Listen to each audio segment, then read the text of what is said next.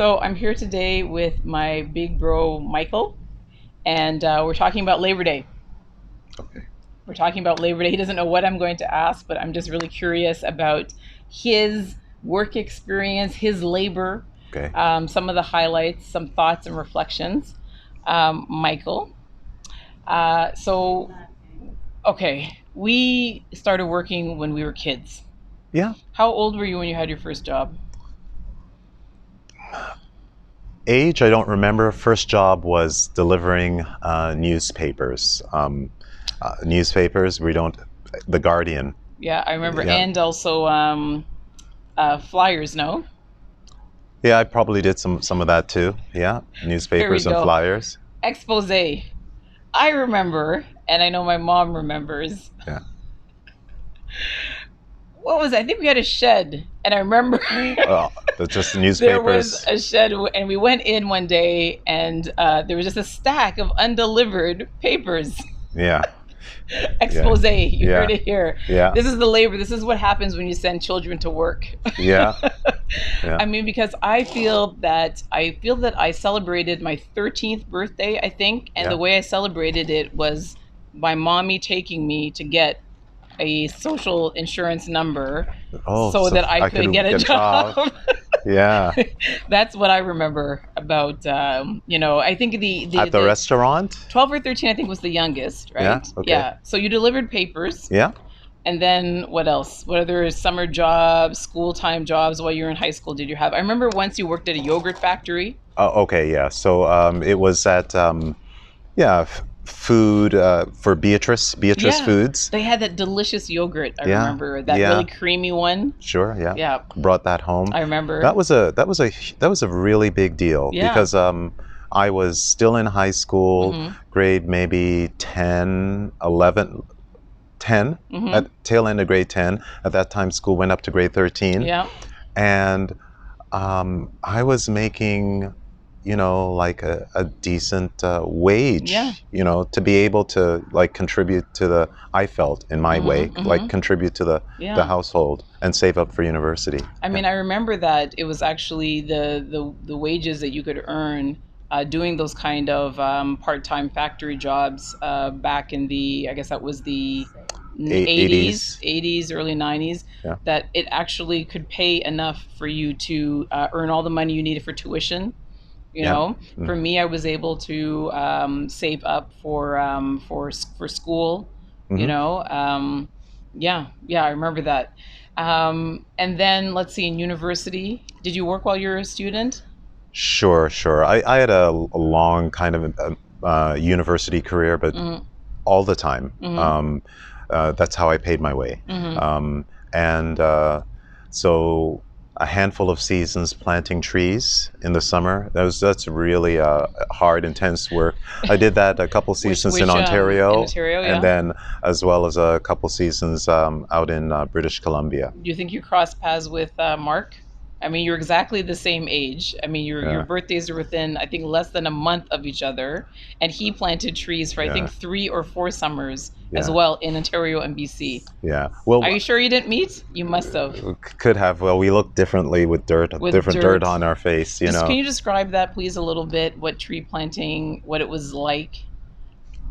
Okay. I really feel that people need to understand what you were willing to do. It says a lot about your character, the strength of your character. Yeah. Go ahead. Okay. It does. Come on. Well, you're in very remote sites. Yeah. Okay, to start. And by remote means that there is no electricity, Mhm. there is no Running water. running water, and of course, heat, whatever. Bugs. You've got to truck all that in, Mhm. including your food, Mhm. and you've got to set up your camp, and the camp is set up in places that have been clear cut, or Mhm. it's still forested around the edge, Mhm. and yeah, and of course you've got to deal with the elements. You learn Mhm. how to. Previous to tree planting, I would not have worked a full day in the pouring rain, No. right? But But then you did yeah, over yeah, and over and yeah. over So again. the experience of working through rain, like torrential rain, and Mhm. when you're just soaked, Mhm. um, it's meaningful. You know, it has an impact on a person. Then there is you mentioned the bugs. I'm trying to skirt away from the bugs, but there's no skirting Is that away. the memory that you try to forget? Yeah, I can yeah, imagine. yeah. There's nothing Just like it. clouds of mosquitoes, no? Yeah, just the swollen lymph nodes, Yeah. the blood dripping along your neck, the inability to sleep because of the mosquitoes in your. By the way, you're in a tent, right? You're in a you're in a tent, and you've got to prepare. It's kind of, you can't put your tent in a spot where there's going to be runoff, or you're going to be wet. Yeah. Anyway. And so this is something, this is labor.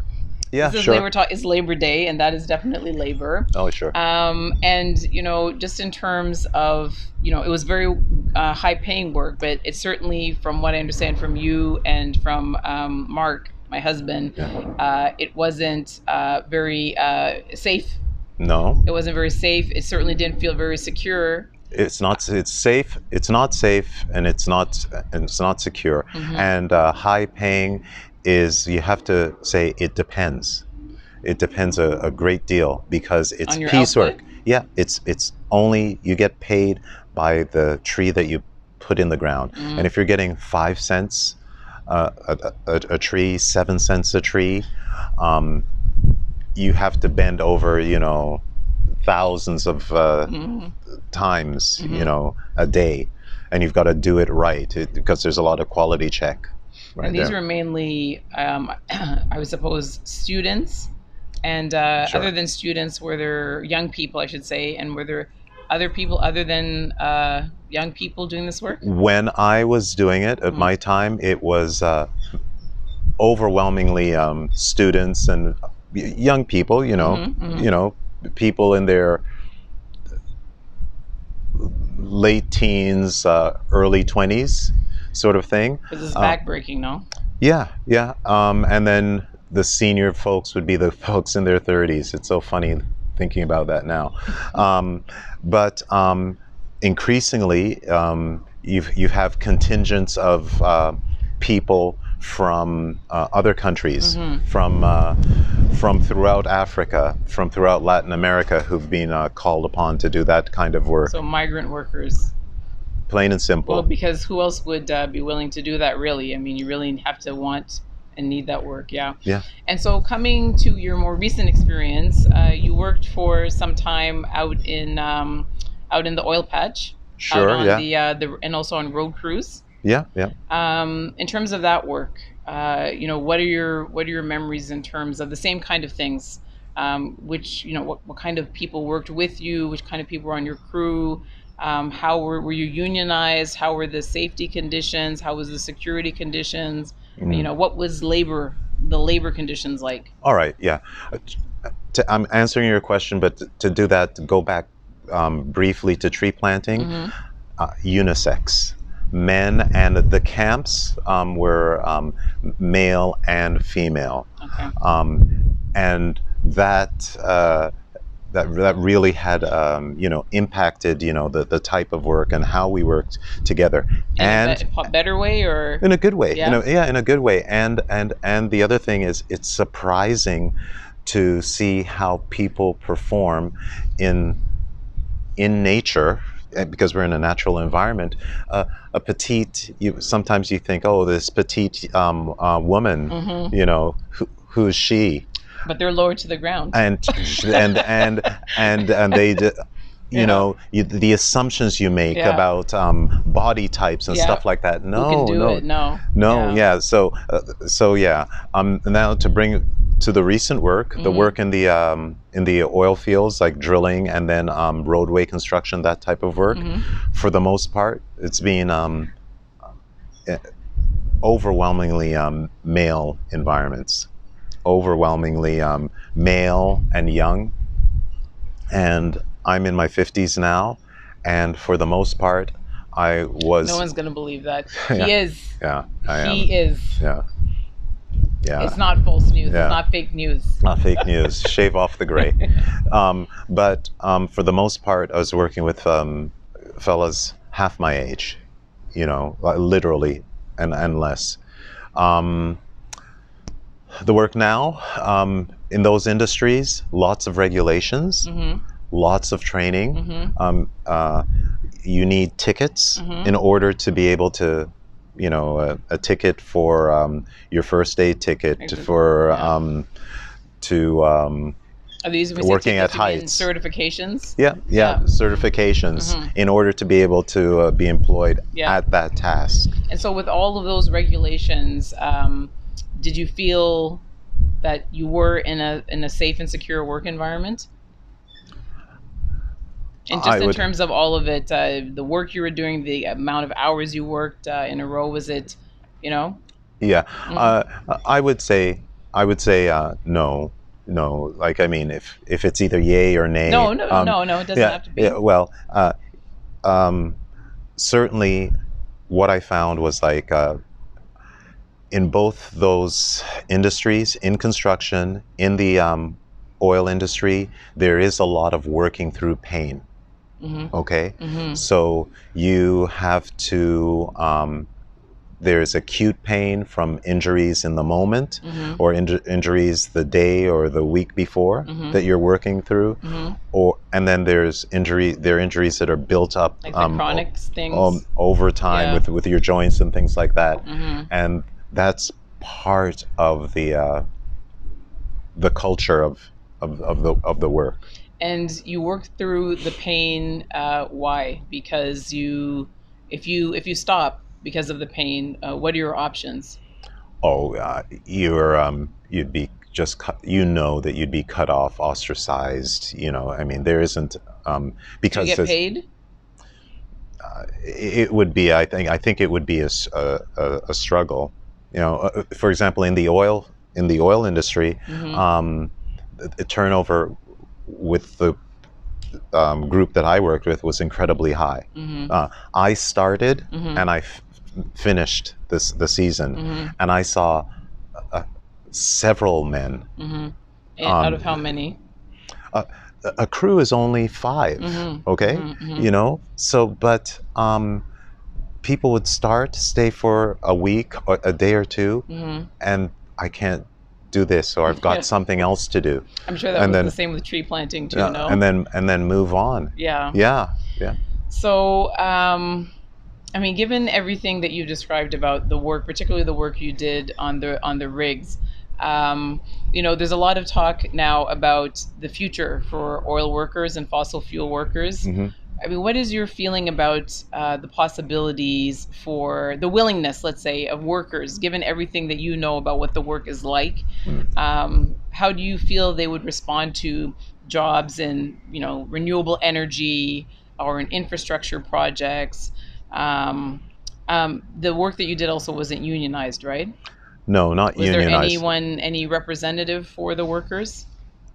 No, no, Okay. not in terms of dealing with Yeah, with the management. companies. Yeah. Yeah, the people that pay the salaries. No, but there are overarching federated bodies that Okay. kind of oversee like minimal wages, Right. but not unions. Okay. No dues. No, do you no? Well, Yeah. no, none of the benefits either. I take it. I mean, Wh- did you have dental care? Well, that's a couple of things about Mhm. that. I want to say that one of the things that I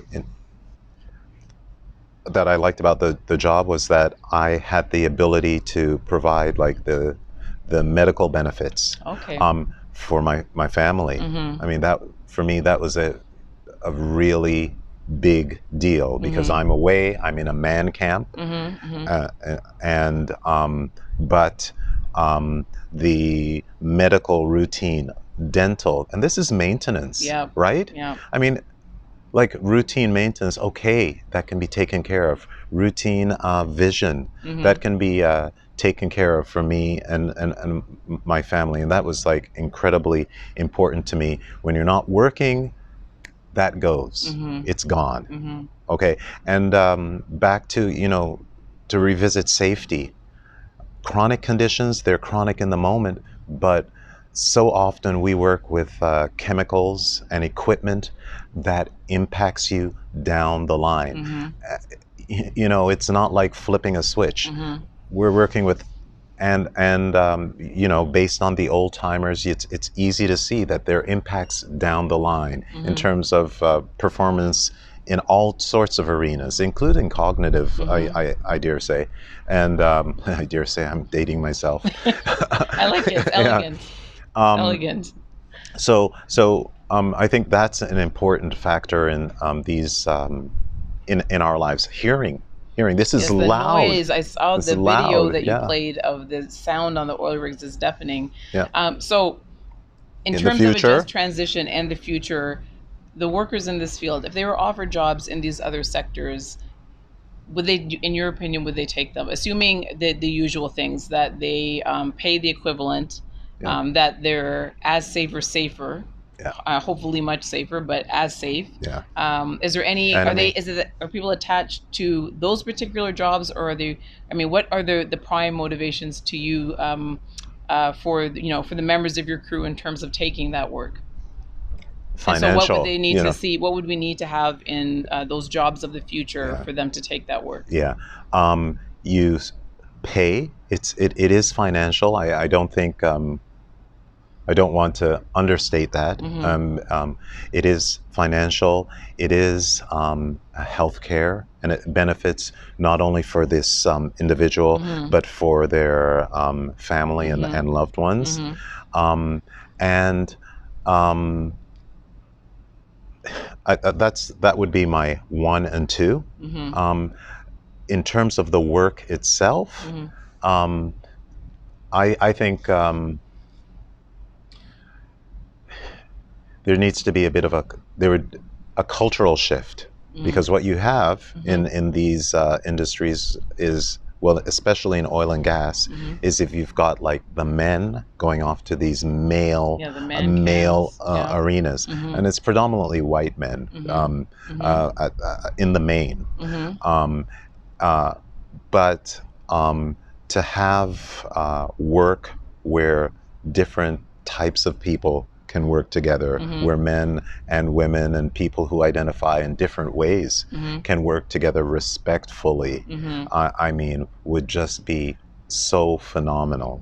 So I think, provided the opportunity, many workers would choose to work in safer industries, in industries that don't go boom and bust, and that do good for them, their families, and then for the broader public and the environment. For sure. I guess that would also allow them to go home in the evening, because the work that you did required you to be on site, away, you and your your fellow crew members, away from your family for long periods of time. Yeah, absolutely. Yeah, to maintain relationships. Yeah.